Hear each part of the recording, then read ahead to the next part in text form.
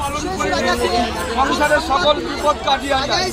বিদর্ভতে যে রাজা ছিল তার রানী অতি ভক্তিমতী এবং তিনি নিষ্ঠা সহকারে বিপদ কাহিনী বলে এক মুচিনির সঙ্গে তিনি সইপা দিয়েছিলেন। মুচিনি খুব গরিব, তবু তার ইচ্ছা রানীকে দিয়ে দেওয়া।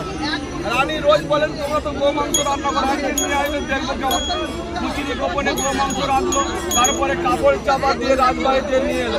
এমন সময় একটি চাকর তার দেখতে পেল, সে ছুটে এসে রাজাকে বললেন মুচিনি তোমায় কি দিয়েছি, যদি আপত্তির বিরুদ্ধে লেগে গিয়ে থাকে তাহলে তোমাকে শিরচ্ছেদ করবো।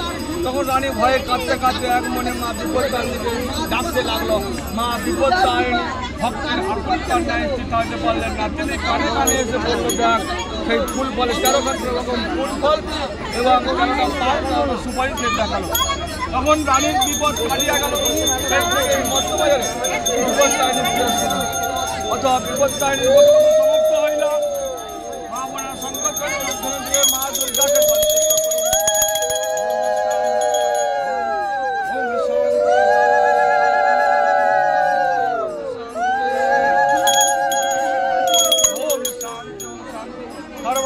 সর্বমঙ্গলা মঙ্গলে শিবে সর্বাত্মা সাধিকে শরণ্যে ত্র্যম্বকে গৌরী নারায়ণী